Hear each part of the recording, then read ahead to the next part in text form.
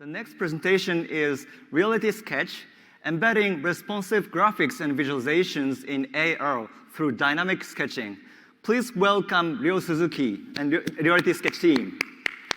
Hi, my name is Ryo Suzuki. I'm an assistant professor at University of Calgary, Department of Computer Science.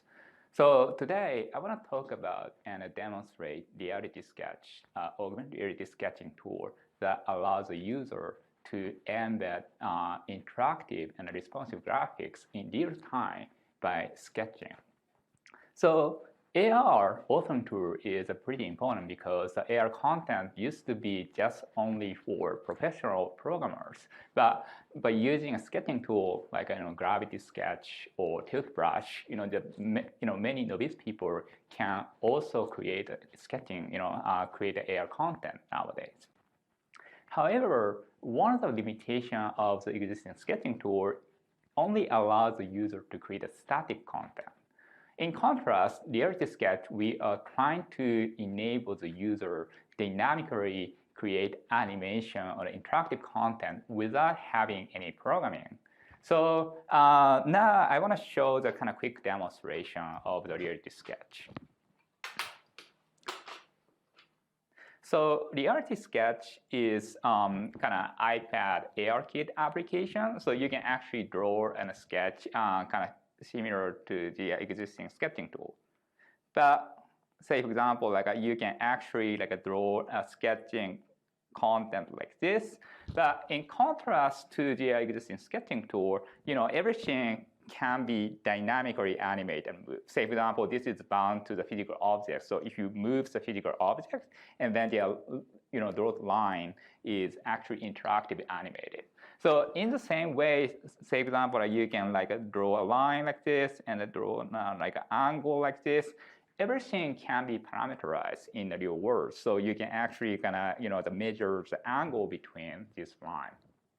So it doesn't require any programming. And then it can be also, it's actually parameterizing the real world. So you can actually use that value for making animation and interactive content. Say, for example, you can actually put a model here.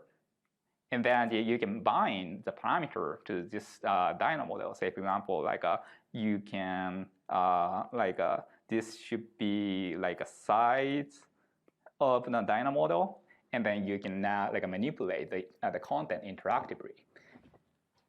And you could also say here is a dyno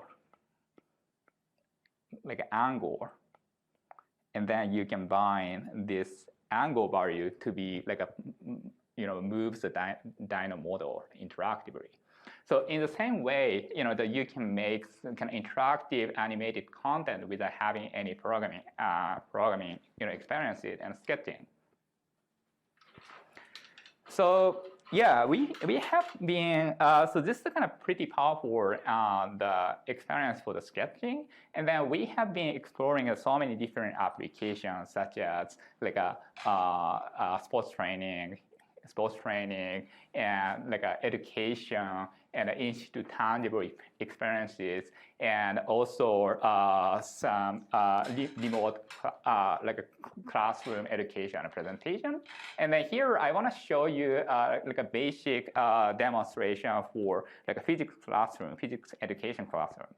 Say, for example, this is a kind of pendulum example for the physics classroom experiment. But in the same way, you can say pick the color from the scene, and you can actually draw a line like this, and draw a line, and also kind of define angle. And then you can actually now everything can be dynamically moved.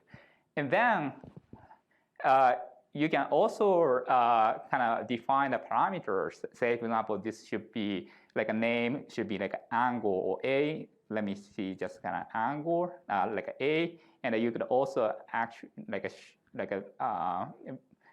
get a kind of graph and say, for example, bind this parameter to the graph.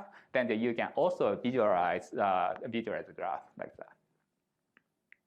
And we can also record and the playback. Yeah, so say example, like you can record and motion and the playback, and then we can actually simulate and visualize the real-time motion interactive way.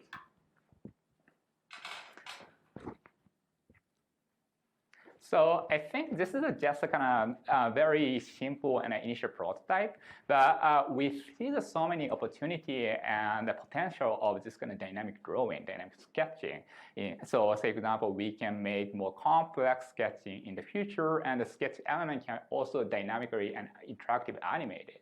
So we see that so many opportunity, and we are still kind of continuous working on it. So once again, this is a a joint collaboration with University of Calgary, Adobe Research, and University of Colorado. And you can also look at more information at the website here. So please check out the website. And thank you for joining today. And yeah, thank you for having me for the presentation. Thank you.